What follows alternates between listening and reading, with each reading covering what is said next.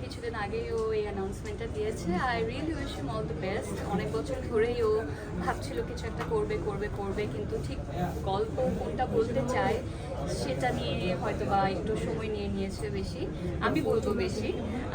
But এখন যেহেতু feel করছে that he is ready, so I think it's time and I really hope খুব জলদি ওর কাজটা আমরা দেখতে পাবো।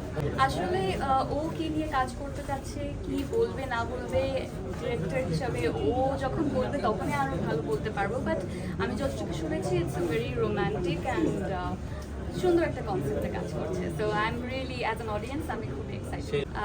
আই থিঙ্ক যেটা বলছিলাম, যার কাজ সে বললেই ভালো, বাট আমি খুবই এক্সাইটেড হয়ে আছি ওর এই কাজটা দেখার জন্য। Thank you. আমি আসলে গত বছর মেসি যাতে কাপটা পায় সেটা খুব করে চেয়েছিলাম, সো আর্জেন্টিনা বলা যায়। বাট ওভারঅল আমি প্রত্যেকটা হার্ডওয়ার্কিং টিমকেই অনেক বেশি সাপোর্ট করি। গতকাল জানতে পারলাম কাবু ওয়ার্দে নামের একটা দেশ প্রথমবারের মতো তারা হচ্ছে গিয়ে খেলছে ফিফাতে।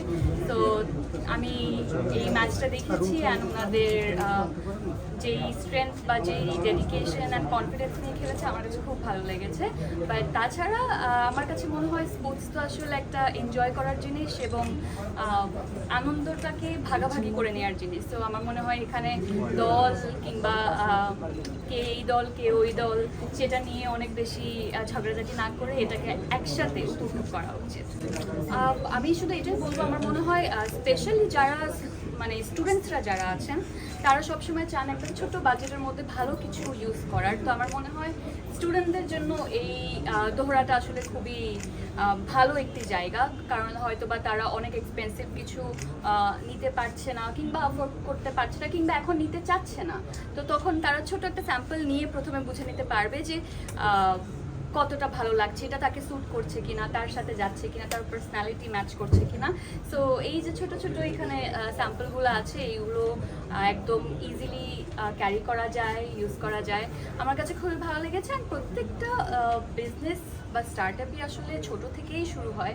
তো এই নিয়ে তাদের সেকেন্ড একটা আউটলেট এখানে।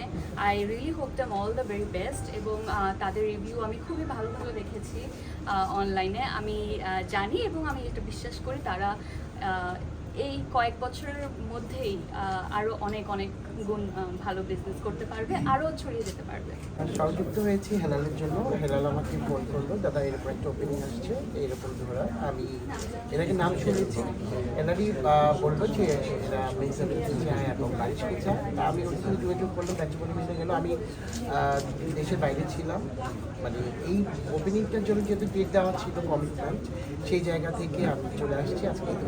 সেখান থেকে যাত্রা শুরু। স্পেশাল আমরা পারফিউম তো সবাই পছন্দ করি, তা আমি লুপে নিয়েছি যে যেহেতু পারফিউম একটা ব্র্যান্ড, সেই ব্র্যান্ড তো অবশ্যই আমি থাকতে চাই, তাই না? পারফিউমগুলো আমি যদিও আমি অনেক পারফিউম ইউজ করি, সেই জায়গা থেকে আপনাদের পারফিউম যেহেতু একটা ব্র্যান্ড, সেই ব্র্যান্ডটাকে মিস করি অনেক না। এখানে যত পারফিউম আছে তার চেয়ে বেশি তোমার আছে, এটা বলো। হ্যাঁ, এটা আছে। এই শোরুমে যত পারফিউম না আছে আমি তার চেয়ে বেশি পারফিউমের একদম কালেকশন দাদা। বাড়ির জানে আমি খুব পারফিউম কালেক্ট করি, সেই জায়গা থেকে ওই আমি লুপে চলে আসছি পারফিউম যেহেতু।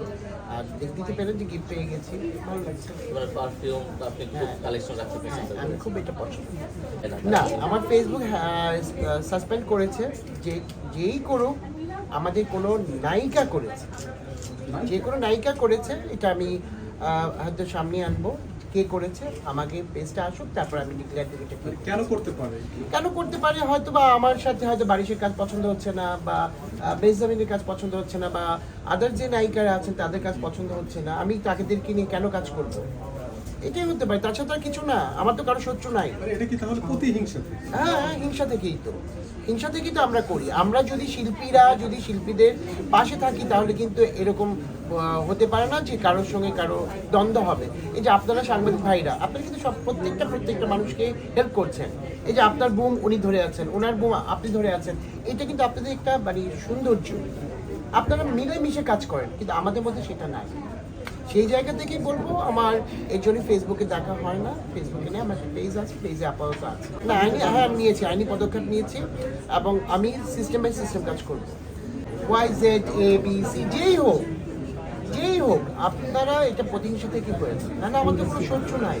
আপনারা বলেন যে সাংবাদিক ভাইরা আপনারা আছেন, আমার সঙ্গে কারো কোনো দ্বন্দ্ব আছে বা আমি কারোর সঙ্গে একটা উঁচু গলায় কথা বলি, আপনাদেরকে বুকে টেনে কথা বলি, ভাই কেমন আছেন, ভাই কেমন আছো বা আছি, এটা ভালোবাসা থেকে। তো সেই জায়গাটা যদি নষ্ট করতে চান আপনারা, আমি কিছু বলবো না। এইটা আমি কিছু বলতে চাই না, এটা বাচ্চা হয়েছে যে এটা বাবা মা দুজনেই বুঝবে, অবশ্যই তাদের মধ্যে কথা হচ্ছে, দেখাশোনা হচ্ছে। আমি যতটুকু জানি, যেহেতু বুবলির সাথে আমি কাজ করেছি বেশি, আমার মতো তো বেশি কাজ কেউ করেনি, সেই জায়গা থেকে ওই যে আমি বললাম না যে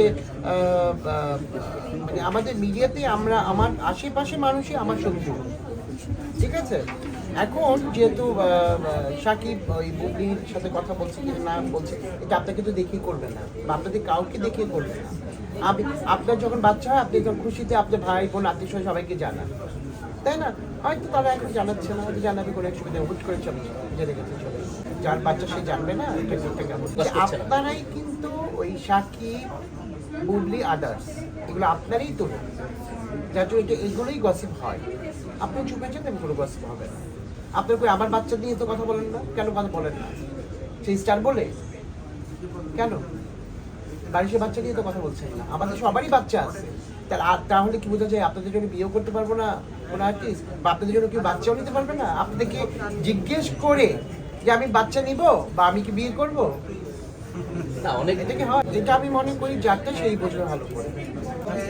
দোহরার আগেও আমি সোশ্যাল মিডিয়াতে দেখেছি, এর আগের ব্রাঞ্চে প্রেসরাও এসেছিলেন, তাসনিয়া ফারিন ওনার মাধ্যমে আমি দেখেছি। সো আজকে মেহজাবিনকে ওনারা নিয়ে এসেছেন এবং ভালো লাগছে, মেহজাবিন আপুর সাথে অনেকদিন পর একসাথে কাজ হচ্ছে। আর যেহেতু দোহরা ব্র্যান্ডটা আমরা আগে থেকেই সো ওদের কালেকশন আমার খুবই ভালো লাগে। স্বল্প বাজেটের মধ্যে যারা ইন্টারন্যাশনাল ব্র্যান্ডেড পারফিউম কিনতে চান তাদের জন্য এটা এবং মিরপুরে খুবই চমৎকার একটা লোকেশনে, এখানে মেট্রো রেল আছে, খুবই সুন্দর একটা প্রাইম লোকেশনে ওরা ওপেন করেছে। তো আই গেস ভালো। আসলে প্রতিটা প্রোগ্রামে একটু ভিন্ন লুকের ভরা দিতে পছন্দ করি। গতদিন একটা ওপেনিংয়ে গেছিলাম, সেখানে একটা ডিফারেন্ট লুক ছিল। সো আমি আসলে চিন্তা করি এবং আমরা প্ল্যান করে আসলে হোয়াইট কালার করেছি, আমি দাদা মেহজাবিন আপু। সো আমরা হোয়াইট করেছি, আমাদের মনে হচ্ছিল যেটার ইন্টেরিয়রটার সাথে খুব সুন্দর যাবে। আর আজকে আমার এই লুকটা যে চিন্তা ভাবনা করেছি, আমার মেকআপ আর্টিস্ট উজ্জ্বল, ও আমাকে অনেক সাপোর্ট করেছে। হ্যাঁ, আমার মেকআপ আর্টিস্ট বলছিল সেটা। সো আই ডোন্ট নো, যে আমি তো বিভিন্ন লুক ক্রিয়েট করতে অনেক পছন্দ করি। রিসেন্টলি আপনারা ফেসবুকে দেখেছেন আমি নিজেকে একটু পরিবর্তন করেছি, স্থাপনা হচ্ছে। ভালো লাগছে যে দর্শক অ্যাপ্রিসিয়েট করছে। ওরকম কিছু না, আমি বাড়ির একজন ব্র্যান্ড প্রমোটার, আমি সেটাকে রিপ্রেজেন্ট করতে চাই। থ্যাংক ইউ সো মাচ ভাই, আপনারা এত ভালোবাসা দেন, দর্শকদের সাথে আমাদের কানেকশন করিয়ে দেন। তো দোহরাতে এসে আমার ভীষণ ভালো লাগছে, থ্যাংক ইউ সো মাচ। আমি বলেছি যে আমি আর্জেন্টিনার সাপোর্টার, আজকে আমরা সবাই আর্জেন্টিনার সাপোর্টার, মেহজাবিন আপু আমি। ভালো লাগছে। আবার আমি গতকাল জানলাম যে আমাদের মেগাস্টার শাহরুখ খানও আর্জেন্টিনার সাপোর্টার, তো আমাদের দল ভারী হলো আর কি। আমি তো সিনেমা করেছি অলরেডি একবার, বাট আমি সেই তকমাটা ক্যারি করি না। আমি মনে করি যে পেশায় আমি এখন বর্তমানে আছি সেটাতে আমি স্বাচ্ছন্দ্য বোধ করি এবং দর্শকরা আমাকে ভীষণভাবে ভালোবাসে এবং আমার কাছে আসলে অনেক ব্র্যান্ডসের দায়িত্ব আছে। তো আমি চাইলেই এটাকে ফেলে অন্য কোনো প্রফেশনে যেতে পারি না। আর সত্যিকার অর্থে আগে সিনেমার অফার আসতো, এখন তেমন একটা সিনেমার অফার আসে না, নাটকের অফার আসে না, কারণ সবাই জানে আমি ব্র্যান্ড। তো মিথ্যা খালি খুশি বাজে বেশি ওই টাইপ প্রমোশন আমি করি না কখনো। অনেকেই দেখি যে ইন্টারভিউতে এসে বলে যে আমি অনেক সিনেমার অফার পাই, আমি করি না।